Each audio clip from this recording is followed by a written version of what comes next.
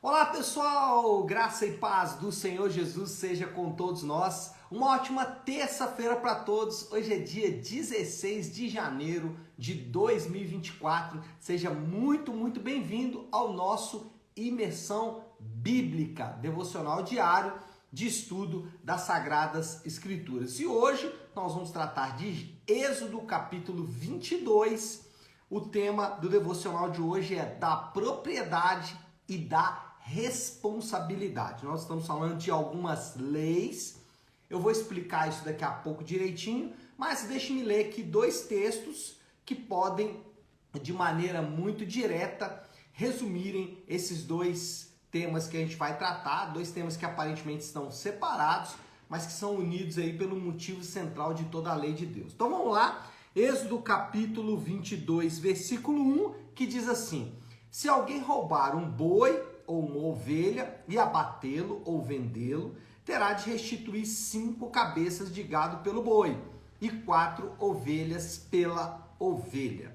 E versículo 21, também do capítulo 22, não maltratem nem oprimam o estrangeiro, porque vocês foram estrangeiros no Egito.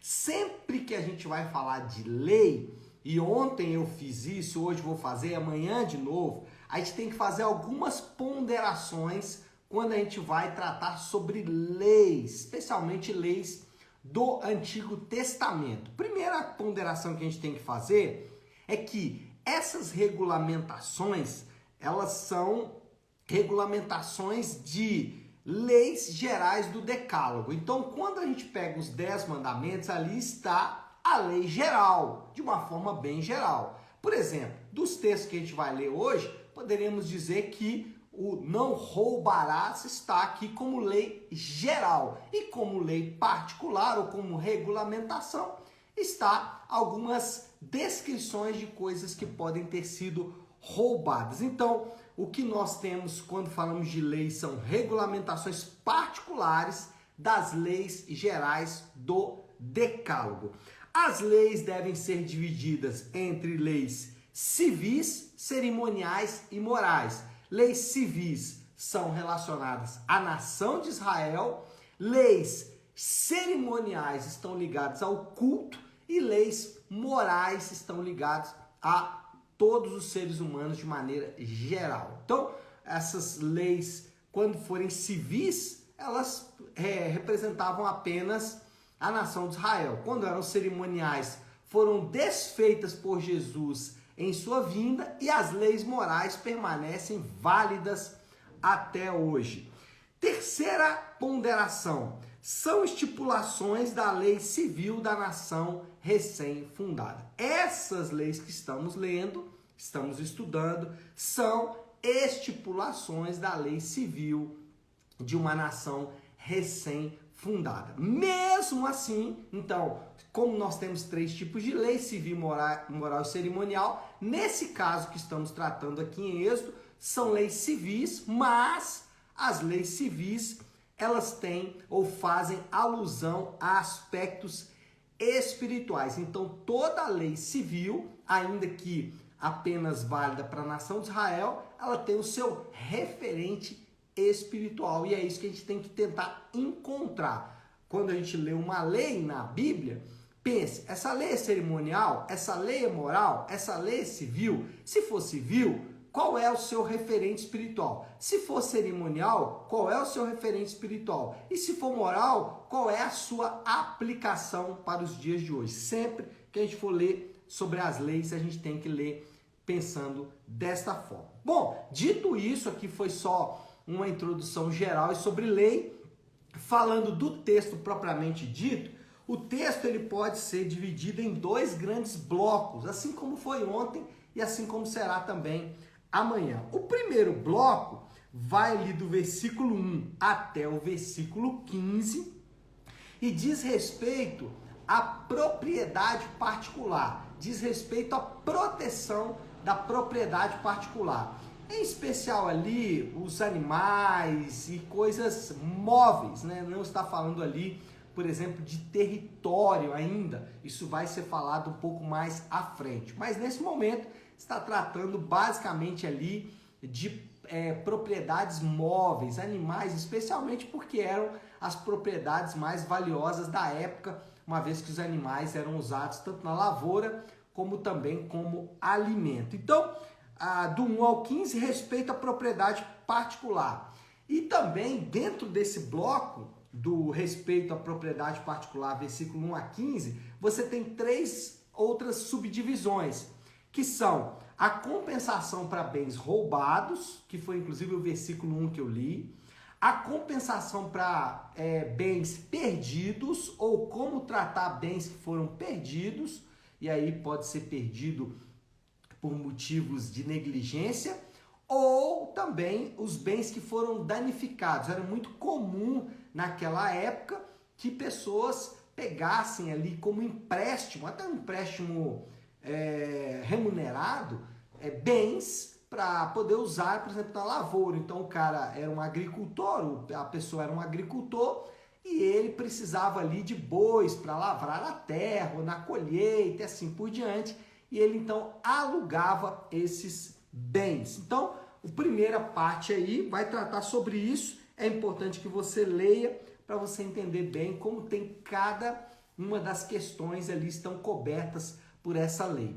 A segunda parte do capítulo, do versículo 16 até o 31, vai abordar vários tipos de comportamentos inadequados. Por exemplo, ele vai tratar sobre a sedução de uma virgem. Se uma mulher mais nova fosse seduzida por um homem e esse homem rompesse ali a virgindade dessa mulher, ele teria uma punição. No caso específico desse aí, ele teria que pagar o dote e mais, ele deveria se casar com essa jovem. Mas tem também leis aqui que falam sobre a responsabilidade social, por exemplo, de tratar as órfãos e viúvas, né? Essa questão, inclusive, aí dos órfãos e das viúvas percorre toda a Bíblia. Tiago chega a mencionar sobre isso, né? Então, era uma questão muito importante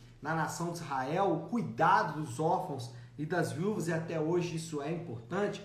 O tratamento a pessoas, aos estrangeiros, ao tratamento a pessoas em fragilidade social. Então, tudo isso vai ser tratado aqui do versículo 16 até o versículo 31. Mas também questões de comportamentos inadequados do ponto de vista espiritual. Então, vai tratar aqui de feitiçaria, vai tratar aqui de adoração a outros deuses, sexo com animais, ou seja, comportamentos inadequados do ponto de vista espiritual. E as punições também variam de acordo com a gravidade do comportamento inadequado. Então, como eu disse aqui no caso da sedução de uma virgem, a punição era uma. No caso das questões espirituais, a punição era outra. No caso da questão do tratamento dos órfãos e da viúva, a punição era outra. Então, a punição ela era de acordo com o comportamento inadequado. Mas a questão aqui era um chamamento à responsabilidade social. Bom, referentes espirituais destas leis. Dissemos, né, sempre quando vamos ler uma lei, especialmente no Antigo Testamento, a gente precisa pensar aí em como essa lei civil, e aqui nós estamos tratando de leis civis, como essa lei civil, ela tem o seu referente espiritual. Então, poderíamos pensar aqui, eu já estou meio que aplicando, né? Tem algumas pessoas me perguntaram ontem que eu não tinha lido o desafio do Léo, né? Mas como a gente está tratando aqui de leis, eu já estou dando aqui as aplicações desse texto. A primeira aplicação aí é muito simples. Os crentes não devem dar nenhum tipo de prejuízo financeiro para outras pessoas. Então, a primeira parte aqui do capítulo trata da questão da propriedade particular, especialmente de bens móveis, como animais, por exemplo. Então, o que nós podemos ter aqui como referente espiritual é que os crentes não devem dar nenhum tipo de prejuízo para outras pessoas. E aí nenhum tipo mesmo. Eu poderia citar exemplos aqui de prejuízos, mas eu poderia ser ou simplório demais, por exemplo, citar aqui prejuízo quando alguém te dá um troco errado. Poderia citar exemplos aqui de prejuízos maiores em relação a questões profissionais, por exemplo, mas sem querer dar exemplo, só tratando de maneira bem geral, qualquer tipo de prejuízo é vedado aos crentes. E nós temos que ter consciência nessas tratativas para não sermos danosos aos nossos irmãos. Então, o primeiro referente é esse. Por outro lado, né, se não devemos dar prejuízo a outras pessoas, por outro lado, não devemos valorizar mais coisas do que pessoas. Isso é um ponto importante. Quando alguém rouba a outra pessoa, o que ela está dizendo? Que aquela coisa que ela está roubando é mais importante do que a pessoa. E isso é extremamente grave.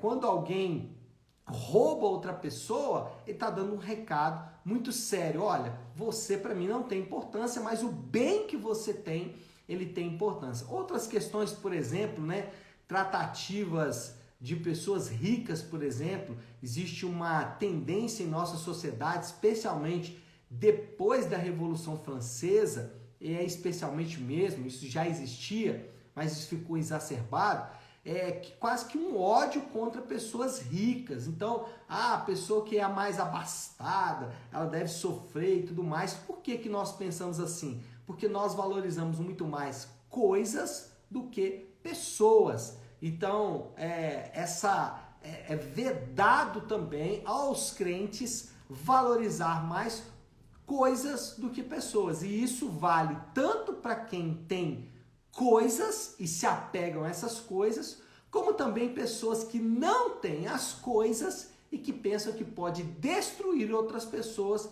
para conseguir essas coisas. Então, a segunda aplicação, o segundo referente é esse, que as coisas não são mais importantes do que as pessoas.